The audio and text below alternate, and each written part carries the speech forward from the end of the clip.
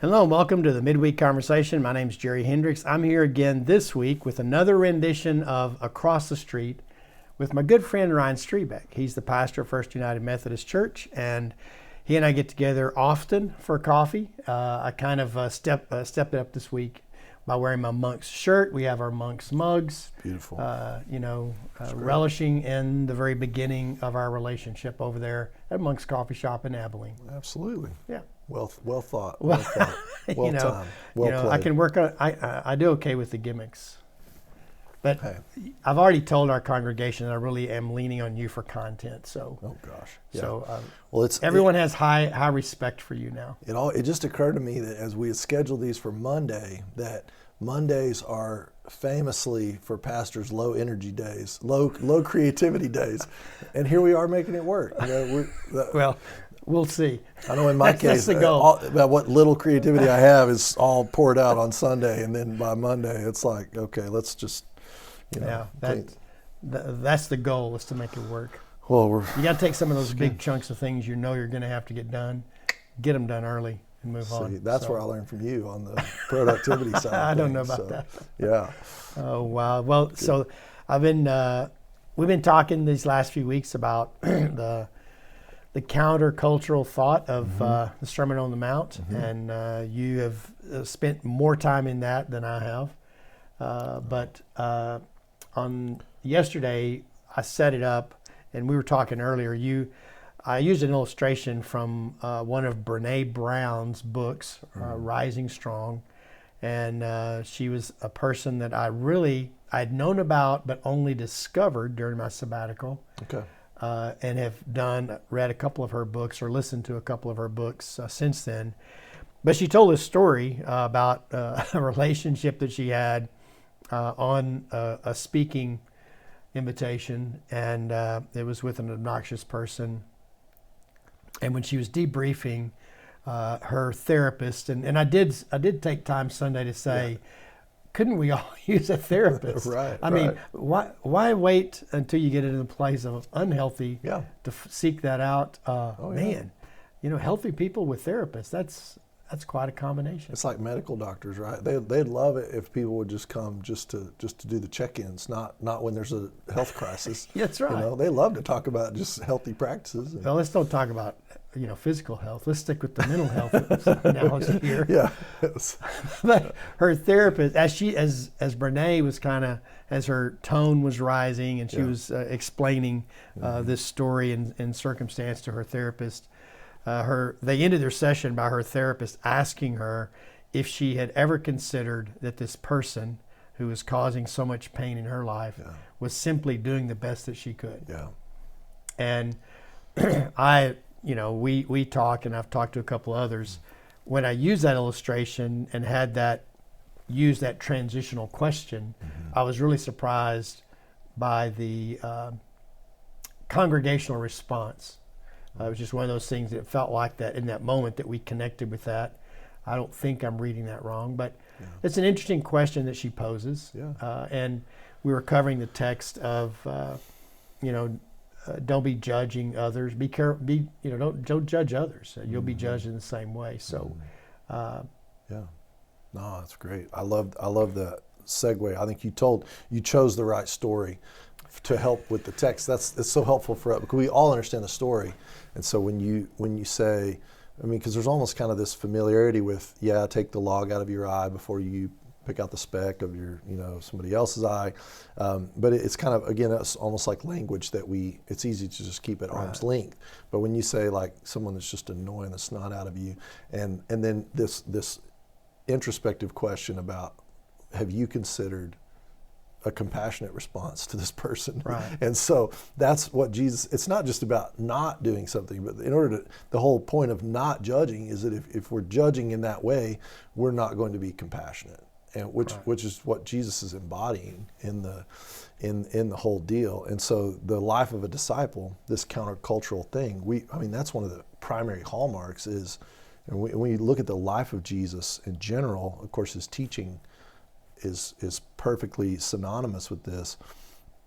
but he embodies this compassion, and Right. and so he looks at people that are struggling. He looks at people are, oh, they look like sheep without a shepherd, and we see the compassion of Jesus there. We see the heart of God, and for others, and then that's what we're asked to embody that and to see that same thing. So I think again, you told the story because when we read that in the Sermon on the Mount, for me, it should make me go, have you ever considered that someone else's life is different than yours, Yeah. and that whole thing. So that I love the story that you told, and it kind of reminds me of where we ended up last week when we're talking about discipleship and how do you form people, and how do you create that culture where God can form people into God's community, which we call the church. But how does this become sort of like an alternate society where other people realize, oh gosh, yeah, that's light. That's the city on a hill. That's something different. That's where I go and I find compassion. That's where I go and people treat me with dignity and they see me as I would imagine a good God would see me, or those kinds of things. And so but so often in our kind of North American discipleship, we focus on just this vertical me and the Lord kind of thing. It's me and God, me and God, me and God, me and God. It's all about what I do personally, privately. You hear people say that a lot. Well, that's just between me and God. What I do, that's just between me and God. Well, it's not if you're part of the church, because the whole point is. Yeah, and I think some of that, they get that from the previous passages that we've talked about, where it talks about these things you do in secret. Yeah. So we've kind of taken... misunderstood that approach there. Yeah, absolutely. Right. Not that our devotion should be something that this is definitely the private element, the personal element. But we're, we talked a little bit at today's Halloween. So, if you want to come take my kids trick-or-treating, that'd be a great night for that. You and Reese can go around the neighborhood. I think we would have a blast. I think they would have a blast with me. Of course. But I am not going to do that. You're not going to do that. That is something I choose not to do. So because it's Halloween, we know that tomorrow is November 1st, and it is All Saints Day. And so I think of All Saints Day as one of my favorite times of the year, and for a lot of Protestants, when we celebrate All Saints Day, we don't necessarily celebrate it on that day. Like, we won't have a service on Tuesday night, but we'll kind of celebrate All Saints Day on the first Sunday of November is usually what we do. And I think it's one of my favorite Sundays because it helps us think about what role does the community of saints, the communion of saints, what role do saints play in our lives, and what role do we play in the lives of others? And we've talked about this before on this deal where, again, it's being around others, living in community with other people, some of whom will drive us crazy.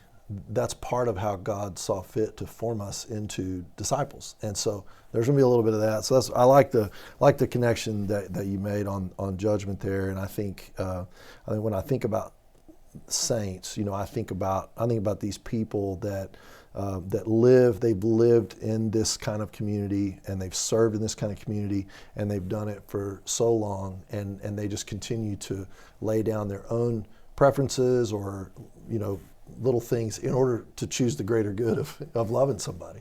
When you're talking about saints, isn't that sort of a intimidating word? Isn't that intimidating language for the church? Yeah, I think it is, and I think that's how I thought about it. When I thought about saints, we all kind of have this dime store Catholic opinion of like, saints. Well, that's what Catholics have, saints. They pray to saints or whatever, which it's not a real charitable view of how the Catholic Church interacts with saints. But yeah, we just don't use that language, although we see it in the scriptures. We see it all through the New Testament, to the saints in such and such place. And so we understand that to mean holy people, or the people of God, and so however you want to kind of translate or that, the church, or look at it, or just the church. Yeah, I'm not misinterpreting that. No, I think it's good. The called people of God, and I think again, other traditions might push back on us a little bit and say, well, there are some people who are different kind.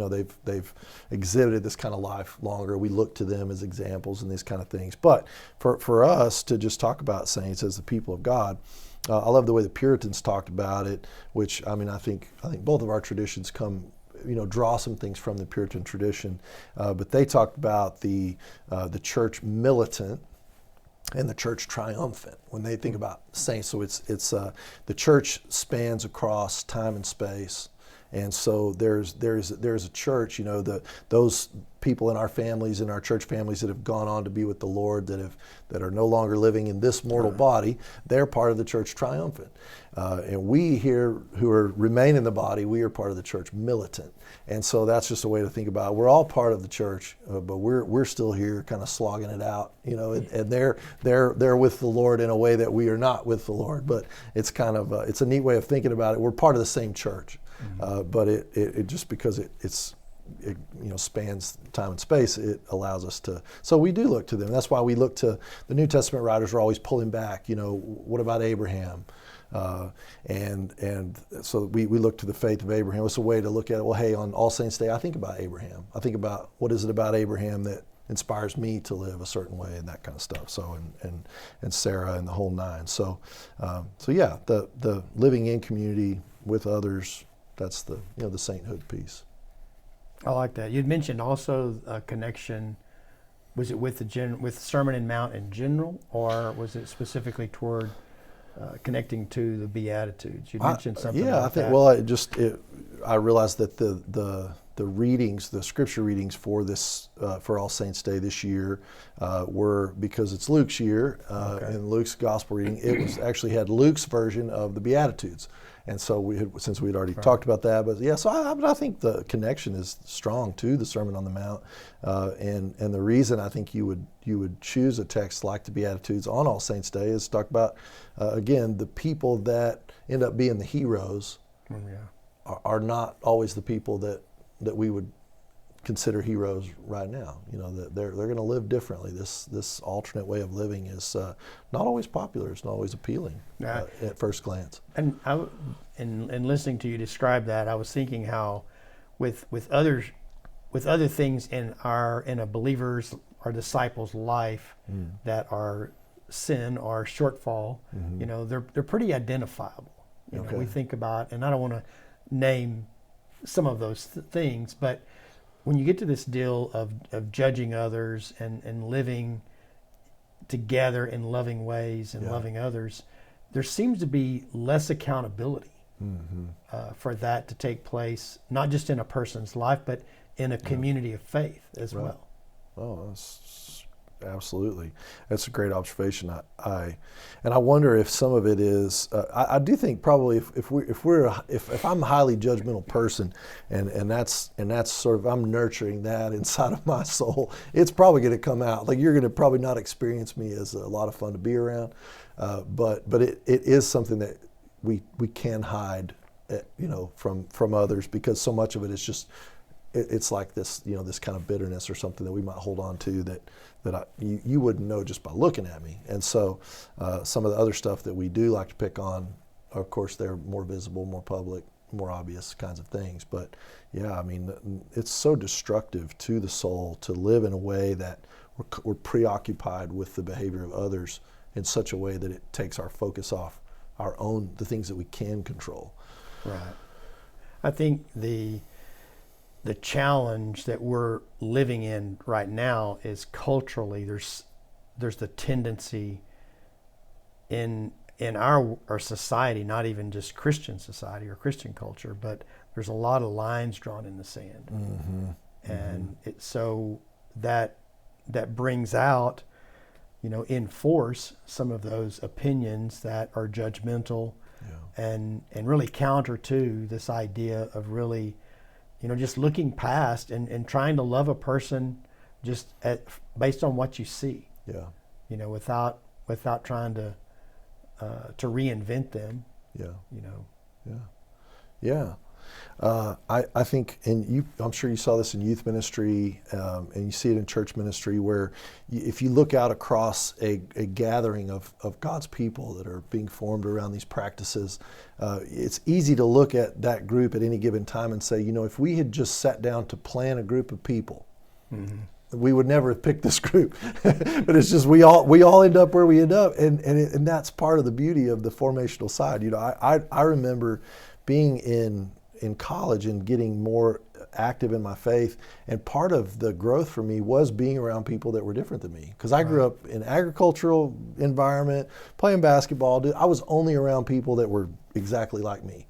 And I was in the ag college at Tech, and it was like I could choose who I was around. And so all of a sudden in Christian community, I'm like, man, I'm around skateboarders and all kinds of people that just very different. And it was so good for me because I got to learn about the image of God in others in ways that I may have missed just by picking people that were just like me. But so I'm having a moment here thinking about that, because my experience that is defined by what you just shared is my experience at Monk's and the church that I had there. Yeah. Because gosh. That was a very artful culture. Uh-huh. I don't have those. I don't That's get. not Monday, I don't Texas. get those. I don't get those people.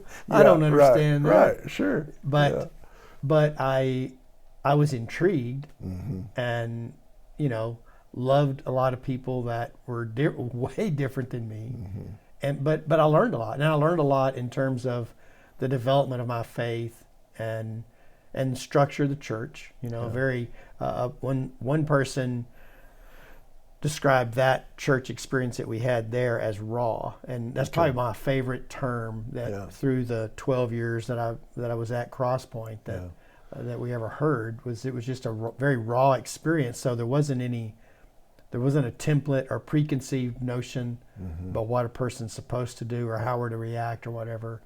But you really just tried to react or respond as Christ.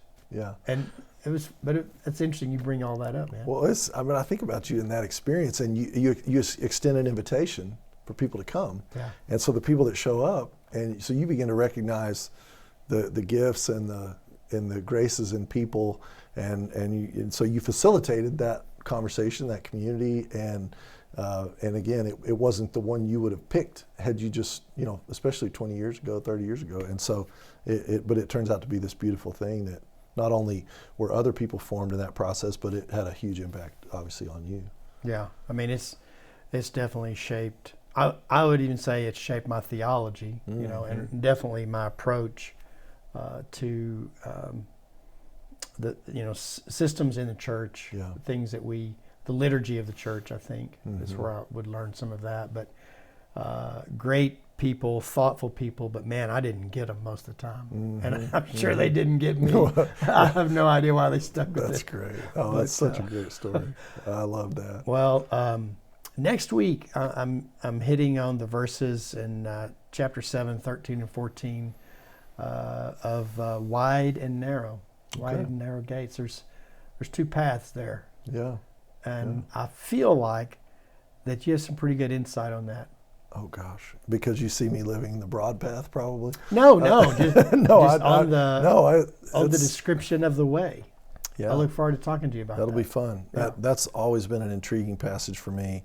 Gosh, yeah, I'm going to start talking about because we're gonna go on a rabbit trail here. I just kind of, it's hard enough for me to remember what I said just this week to get us going, right. And then for me to remember what I'm going to be talking about next week. Okay, good for you. That's just unbelievable. It's our third rendition of Across the Street, and we're clicking. Hey, I like it. All right. Like it. Well, thanks for joining us this week. Appreciate Ryan coming across the street to visit about this stuff and enjoy some coffee with me and share this with you guys. Our services at the First United Methodist as well as First Baptist in Sweetwater at 10:30 on Sunday, and we'd love to see you.